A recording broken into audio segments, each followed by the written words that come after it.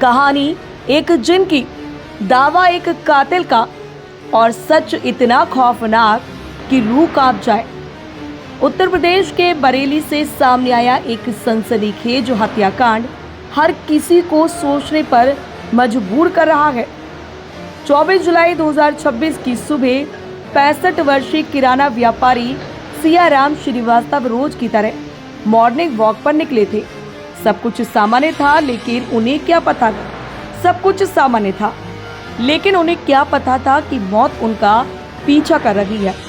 तभी अचानक पीछे से आई एक तेज रफ्तार वैन ने उन्हें जोरदार टक्कर मारी और जैसे ही वो सड़क पर गिरे, 19 साल के हमलावर ने उन पर चाकू से ताबड़तोड़ वार करना शुरू कर दिया। कुछ ही पलों में बुजुर्ग व्यापारी की मौके पर ही दर्दनाक मौत हो गई। इस वारदात के बाद इलाके में हड़कंप मच गया, जिसके बाद पुलिस ने तेजी से कार्रवाई करते हुए 19 वर्षीय मोहम्मद अरमान को गिरफ्तार कर लिया।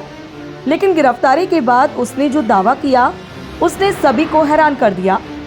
अरमान ने कहा कि पिछले 1.5 साल से उसके कानों में एक महिला जिन की आवाज आती थी, जो उसे मर्डर करने के लिए उकसाती थी और उसी के कहने पर उसने ये हत्या की। लेकिन क्या सच में कोई जिन्न था? पुलिस जांच में जो सच सामने आया वो और भी ज्यादा डराने वाला है। आरोपी सस्ते और सूखे नशे का आदी था। नशे की लत पूरी करने के लिए उसने इस वारदात को अंजाम दिया और महज 1200 रुपए के लिए एक बेगुनाह बुजुर्ग की जान ले ली।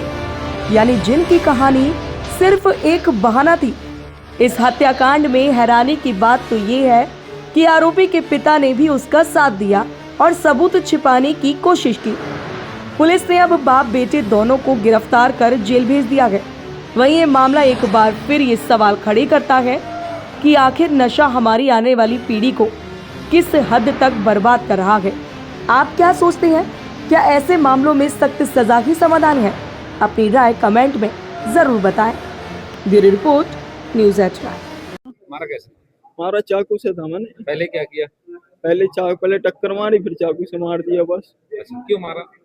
क्यों मारा अभी बताया तो यही तो बता रहा हूँ मैं फिर से सबको। बताओ क्यों मारा? हाँ, क्यों मारा? चीजें परेशान करती थी, दिखी भी थी। कुछ साल पहले वो बिजली कड़कती थी, वो घोड़ों से कुछ लोग आए थे, पता नहीं क्या हुआ था उस रात। फिर उसके बाद में और भी चीजें दिखने लगी, बुरी वाली, ये अच्छी वाली, ये सारे जिन्नात अम्मी के ऊपर आते भी हैं। अच्छा, मेरे यहाँ इलाज चल रहा है 25 साल से। अवरेज अम्मी अब 1.5 साल से मेरा इलाज होना चालू हो गया, जब से वो ये चीज कर गए है। किसने कहा तुमसे मारने को? पता नहीं क्या चीज थी। अच्छा, हाँ, नहीं, बस तुमसे यही कोई पता। दुश्मनी थी तुम्हारी? क्या था? क्या सोच के निकले थे घर से? दुश्मनी उनसे कोई रंजिश ही नहीं थी हमारी। मैं उनको जानता भी नहीं था साहब। फिर क्यों मार दिया? बस ऐसे ही मैं खुद पछता। मैंने सोचा क्या हो क्या गया। मैं गया अपने दोस्त के घर, तो वो बोला कि अरे मैंने कि भाई मैंने मार दिया किसी को। तो वो बोला अरे मुझे कहाँ फंसा, जाना, मैं सो रहा हूँ। तो मैं बाहर निकल के चला गया। मैंने बैन उन सब बाहर खड़ी कर दी। उसके बाद में अब घर वालों के फोन आने लगे, बेटा क्या करके आया तू, इधर मर्डर हो रखा है क्या। मैंने कि पापा मेरा कोई हाथ नहीं है इसमें, मेरा कुछ हाथ नहीं है, मैंने पेड़ में मार दिए बहन। हाँ, खम्बे में मार दिए बहन। तो अब ये समझने लगे कि वो तो खम्बे में ही लगी हुई है, ज्यादा दबी हुई है बहन। तो मील पर खड़ी कर दी। मैं तो कबूल नहीं रहा था। फिर मैं सुबह को उठा, मैंने की अम्मी को मैंने कॉल लगाया। मैंने की अम्मी मुझसे गलती हो गई, मुझसे हो गया कत्ल और मैं ऐसा कर रहा हूँ। मैं पुलिस को अपने मतलब खुद को पुलिस के हवाले कर दे रहा हूँ। तो मैं घर से खाला के घर से 100 रुपये ले गई। वापसी में खाला के घर से मैं उधर ही जा रहा था, क्या बोलते हैं, लेके। तो इतनी देर में पापा को लेके वो बड़े साहब आ गए। उन्होंने पकड़ लिया बंदूक। मैं भागा नहीं। अगर भागना होता, मेरा इरादा होता, तो क्या बोलते हैं, तो तुम पैसे कितने निकले थे? हाँ, पैसे कितने निकले थे उनके पास? पैसे 500 रुपये निकले थे। क्या किया उन पैसों का? कुछ नहीं, वो मैंने वो खून उन सब उसमें ही आ गया था। वो मैंने निकाल के जेब में रख लिए थे। उसके बाद में फिर मैं वो चीज छुपाने के लिए जा रहा था। हाँ, तो साहब ने पकड़ लिया ऐसे। सोच के निकले थे कि कोई जो मिले हाँ, जो मिले कर दूंगा। मैं 2-3 दिन से ये चीज मुझे सोनी नहीं बोल रही थी कर ना, तो ऐसी गाली बक रही थी। ये मैं कौन बता? किसको ही बता भी नहीं पा रहा था। मैं दवाई भी मैंने 1-2 खुराक ली, हाँ, जो रखी थी। मैंने कोई मदद नहीं की, मैंने खुद पकड़वाया। तो गाड़ी कैसे लेके मेरे गए घर पे जैसे भी पहुंचे, वैसे मैंने कहा गिरदापुर में है, चलो मैं वैसे पकड़वा के लाऊं सीटें। नहीं गाड़ी कैसे ले गया था ये गाड़ी का असर अपना परिवार में सो रहे थे, बच्चे को मालूम है कहाँ गाड़ी चाबी उठाई ने सुबह निकल गया। ये जब आपको पता है आपका बच्चा मानसिक स्थिति ठीक नहीं है तो आपको ऐसा कोई ऐसी बात ही नहीं आई कि दवा खा रहा था। कब से दवा चल रही थी इसकी? दवा तो इनने अब 2-3 महीने छोड़ रखी है। कोई नशा वगैरह भी करते थे ये? हाँ नशा करता किस है। चीज का नशा करते थे? वो कोई पेपर आता है जब उसमें पुड़िया में कोई कागज में वो चरस आती का चीज आता है। मैं तो कुछ नशे को जानता कब से नशा कर रहे हैं ये लोग? ये भी मुझे पता ना कितने महीने क्या काम करते थे बेटे आपके? पढ़ता था।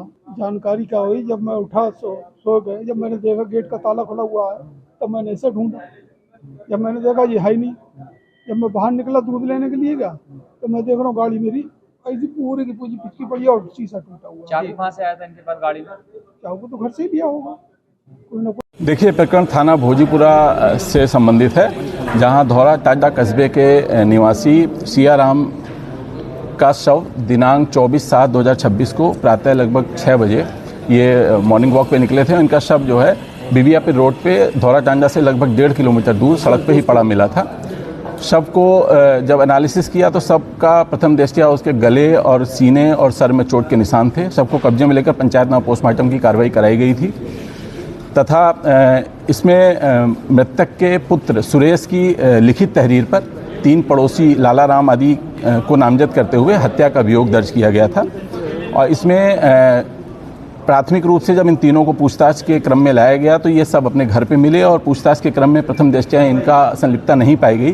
तो इसमें एसओजी तथा थाना स्तर की टीमों को लगाया गया अनावरण के लिए और सम्यक विवेचनोपरांत एक ओमनी वैन इसमें प्रकाश में आई जो मृतक का पीछा करते हुए एक सीसीटीवी कैमरे में दिख रही थी। और उस ओमनी वैन को जब वापस बैक ट्रैक किया हम लोगों ने तो वापसी में उसका शीशा टूटा हुआ था फ्रंट का। तो इसमें डेवलप करके फिर जब गहनता से विवेचना की तो एक अभियुक्त का नाम प्रकाश में आया जिसका नाम अरमान पुत्र इम्तियाज है, जो कि 19 वर्षीय है और नशे का आदी है। इस अभियुक्त को गिरफ्तार करके गहराई से पूछताछ करने पर उसने घटना का इकबाल किया और इसके पिता ने इसके साक्ष्य छिपाने में इसकी मदद की है तो उनको भी गिरफ्तार किया गया साक्ष्य छिपाने के आरोप में।